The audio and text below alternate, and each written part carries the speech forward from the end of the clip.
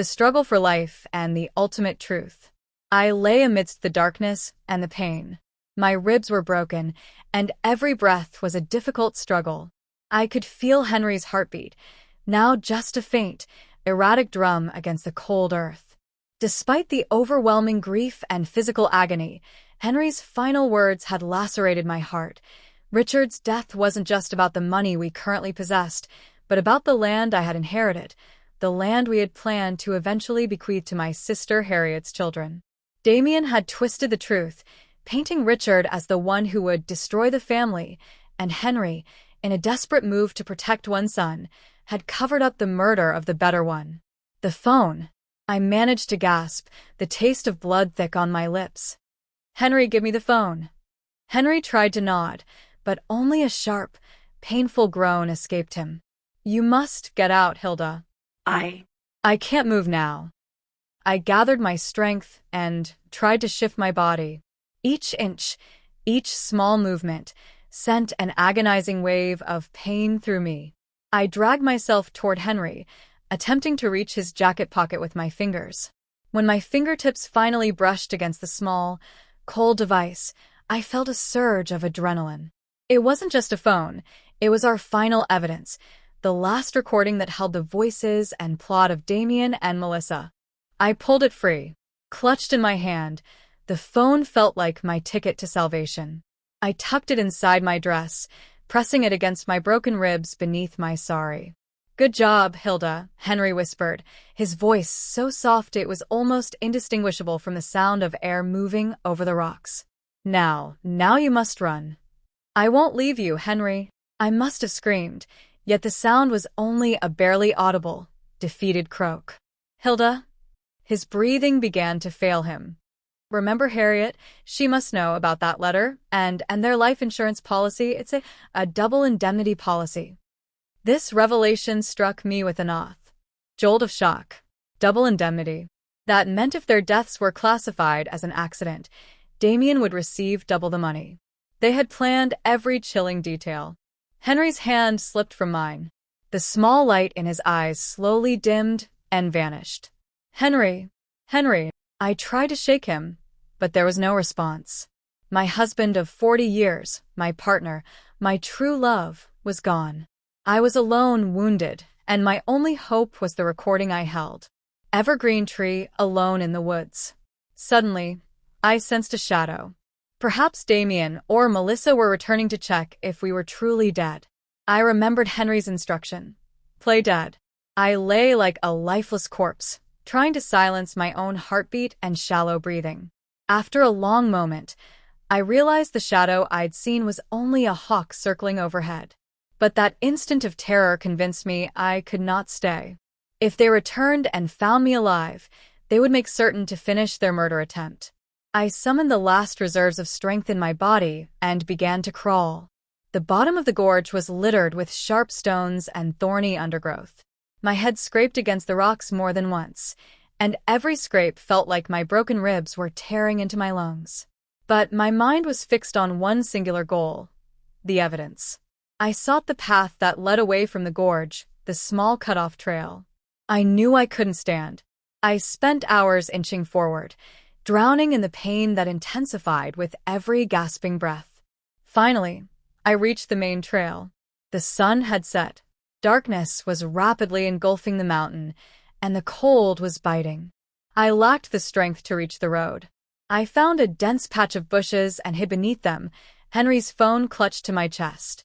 I had set the phone to vibrate mode. I dared not make a call yet. Damien and Melissa might still be nearby, or they could track my location. Milky Way waiting through the dark night. That night was hell for me. I had lost Henry. My son was a murderer. I was teetering on the brink of death. The cold and the pain combined to almost paralyze my body. I focused on Henry's last words, Harriet. I had written that letter. If I died, it would tell Harriet everything. But I was alive, and now I had to reach the police before she found that letter. It must have been around 2 a.m. when I heard sounds from above. They were returning.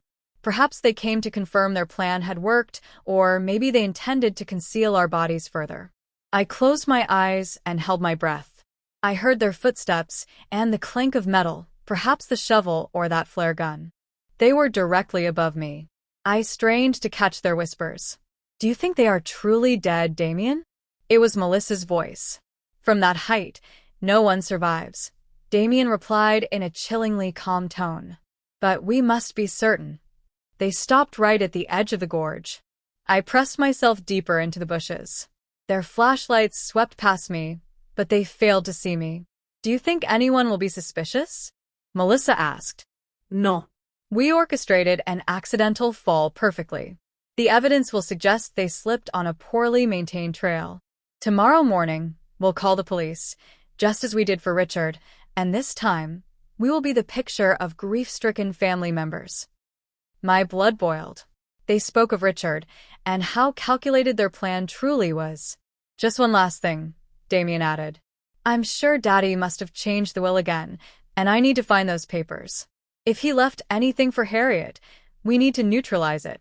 Hearing this, I understood that Damien didn't just want the money. He wanted absolute control. The letter Henry had written to Harriet became even more critical. If Damien got his hands on that letter, Harriet and her children would also be in danger. The first ray of hope. Finally, they left. As they departed, Damien's voice held a chilling finality.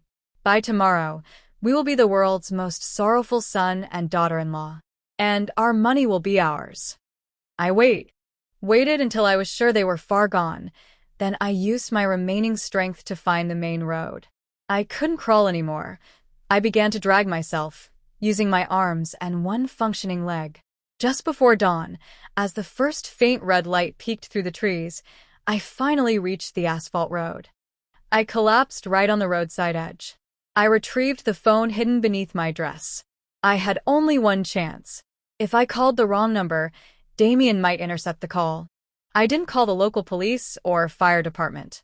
I dialed the one number I had memorized over 25 years, the number belonging to my sister, Harriet. Hello. Harriet's voice brought a desperate comfort to my soul. Harriet. My voice was so weak, I feared she couldn't hear me. Hilda, are you okay? What happened to your voice? Harriet. I'm not okay. Henry and I, the gorge.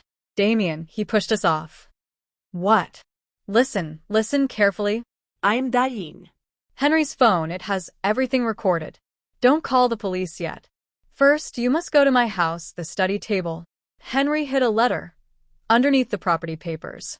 It explains Richard's death and Damien's truth. You go there, get that letter. And the phone's pin, 10/20, Richard's birthday. The phone began to slip from my hand. Hilda, where are you? I'm coming. I'm on the main road near the trailhead. After that, my vision blurred and the world went dark. I was falling, but this time, I wasn't falling into the gorge that was meant to be my grave, but onto the road that represented my chance for justice. What would you like me to focus on next? Should I continue the story from Harriet's perspective as she receives the call and searches for the letter, or would you like to focus on the arrival of help for Hilda?